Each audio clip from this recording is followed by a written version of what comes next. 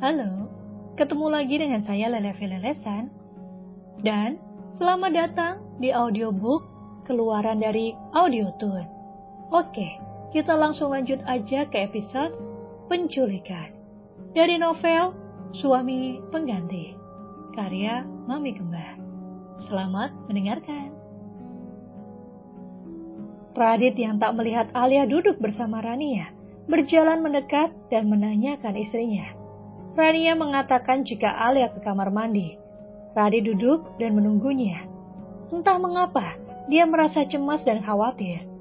Setelah 5 menit menunggu, Radit meminta seorang pelayan melihat Alia ke kamar mandi. Dan dia menunggu di depan pintu. Pelayan tersebut keluar dan mengatakan jika dia tidak bertemu dengan Alia. Wajah Radit pucat, pikiran buruk langsung memenuhi kepalanya. Istriku pasti diculik. Radit langsung memanggil Tommy dan Diki. Mereka segera berpencar, memeriksa CCTV dan juga ruangan di sana. Para tamu undangan sedikit bingung melihat Radit yang tiba-tiba saja panik dan berlari. Tommy mengumumkan jika pestanya berakhir dan para tamu dipersilahkan pulang. Setelahnya, dia kembali menemui Radit di ruangan keamanan untuk mencari tahu di mana Alia berada. Dari CCTV, mereka melihat seorang pelayan mendorong kursi roda yang mencurigakan. Dan dari kamera yang lain, mereka melihat jika kursi roda didorong keluar dan sebuah mobil sudah menunggu di sana. Radit panik dan sedih. Dia menyalahkan dirinya karena gagal dalam menjaga istrinya. Radit terlihat marah ke arah Diki. Diki hanya menunduk menyadari kesalahannya. Radit menampar kuat pipi Diki hingga wajahnya ikut berpaling ke samping. Kau tidak becus bekerja. Aku akan membunuhmu jika terjadi sesuatu terhadap istriku. Ucapnya marah. Cepat cari Alia.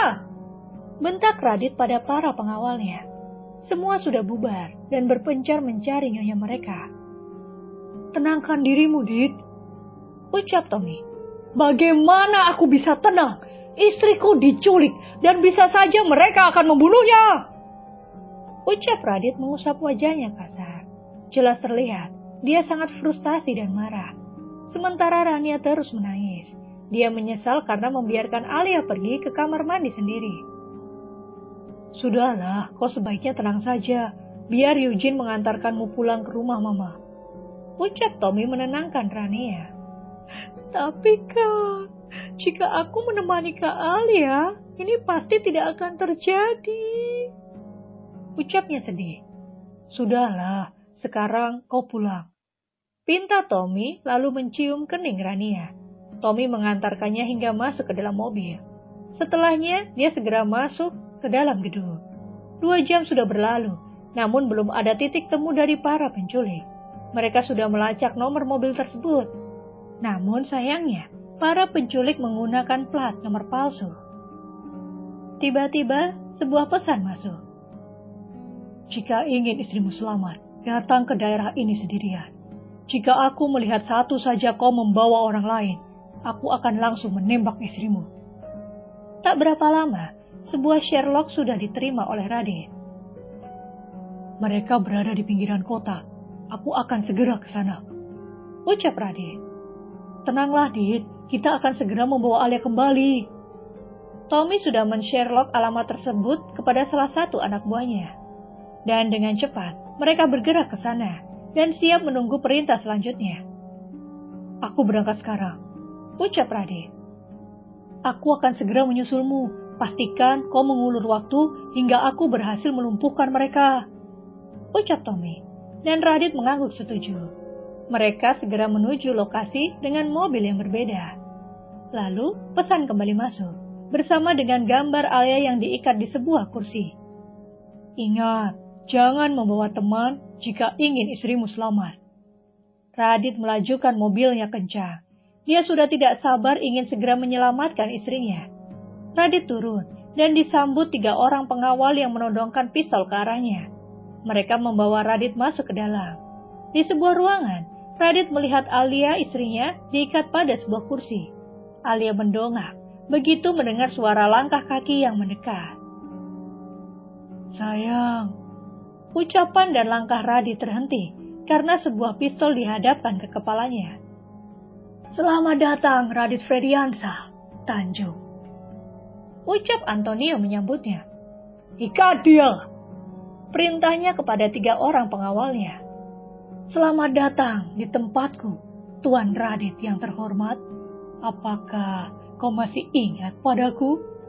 Ucapnya. Alia kaget melihat calon mertuanya lah yang menculiknya. Paman Wijaya?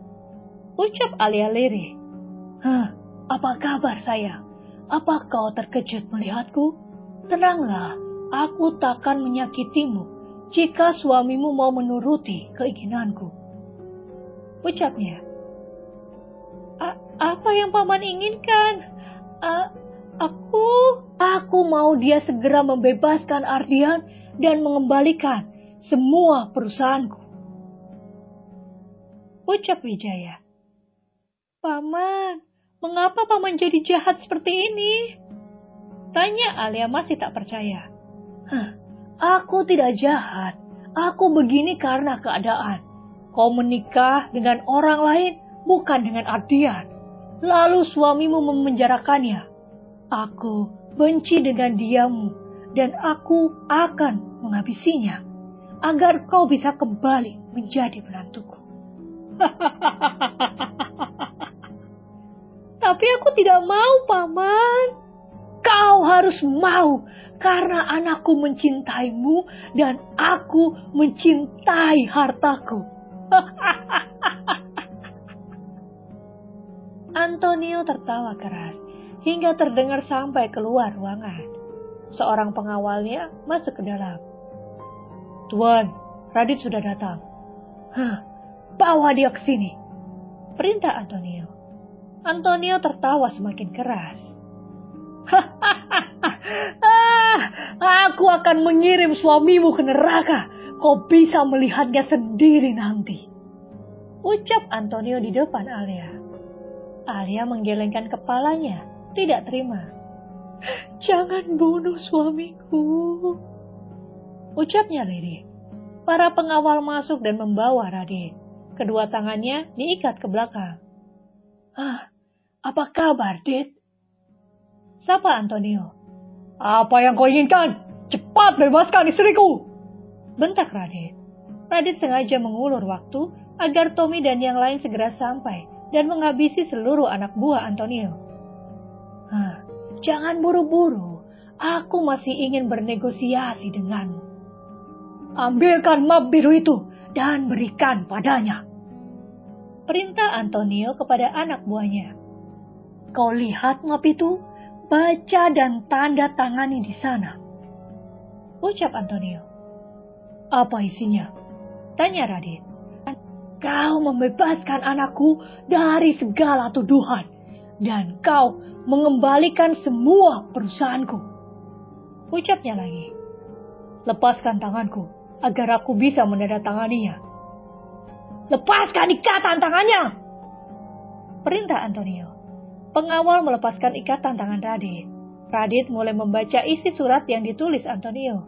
Beberapa lembar setelahnya, dia terkejut melihat sebuah surat disisipkan di sana. Apa ini? Surat pengalihan hak milik perusahaan kepada Antonio Wijaya. Tapi, mengapa nama perusahaan kakek? Batin Radit. Sudah. Radit menutup berkas di depannya. Antonio tertawa kuat. Bodoh, apa kau tidak tahu jika aku juga membuat pengalihan hak perusahaanmu padaku? Batin Antonio penuh kemenangan. Namun, terdengar keributan di luar. Anak buahnya keluar untuk melihat, dan Radit segera bergerak dan menendang Antonio. Terjadi perkelahian di antara mereka. Radit memukul telak Antonio hingga dia berlumuran darah. Bersamaan dengan Juan masuk ke dalam. Juan membebaskan Alia. Setelah itu, Radit membawa Antonio. Tiba-tiba, Jesselyn masuk ke dalam. Sayang, kau tidak apa-apa? Tanya Jesselyn pada Alia. Antonio meradang. Ternyata dia dikhianati. Radit, ada satu hal yang harus kau tahu.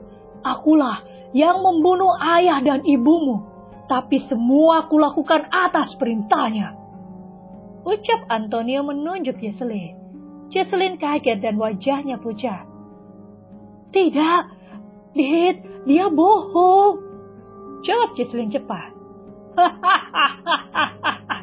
Jesselyn, aku akan membawamu bersamaku ke penjara. Kenapa kau takut, sayang?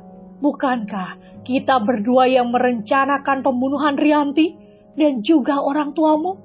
Apa kau lupa, sayang? Ucap Antonio. Jesselyn panik. Radit, Juan, Darren, dan Tommy menatapnya tajam. Dengarkan aku, dia bohong, bantah Jesselyn. Dari mana Bibi tahu aku di sini? Tanya Radit.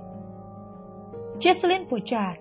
Benar, dia lupa jika dia kesini sendiri tanpa diberitahu Radit. Dia panik karena ketahuan. Dengan cepat, diambilnya pistol di dalam tasnya dan menodongkannya ke arah Alia. Semua kaget. Dia berjalan dengan Alia sebagai sandera. Ya, aku memang yang membunuh ibumu dan orang tua sialan itu. Asal kau tahu, kedua orang tua sialan itu pilih kasih.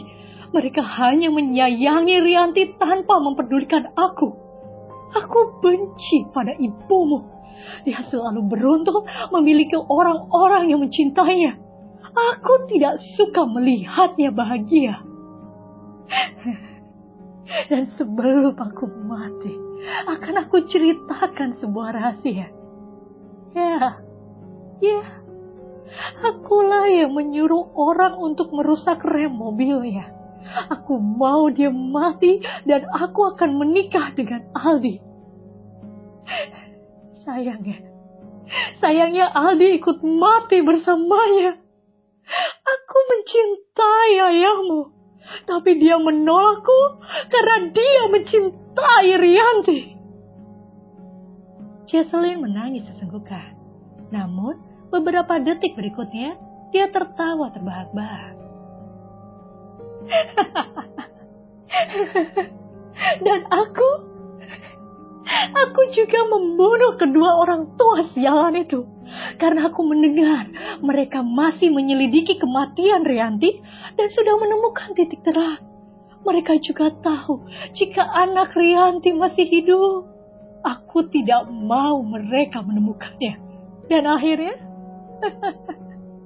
aku mengirim mereka ke neraka.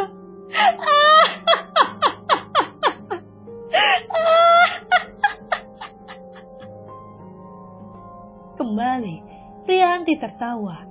Radit mengepalkan tangannya merah. Jika Bibi mau harta, kenapa Bibi berikan padaku? Aku sudah pernah bilang kan sebelumnya, aku tidak mau harta itu. Ucap Radit masih mengepalkan tangannya. Surat wasiat yang ditinggal kakekmu menuliskan, jika seluruh harta warisannya diberikan kepada cucu kandungnya, bukan padaku.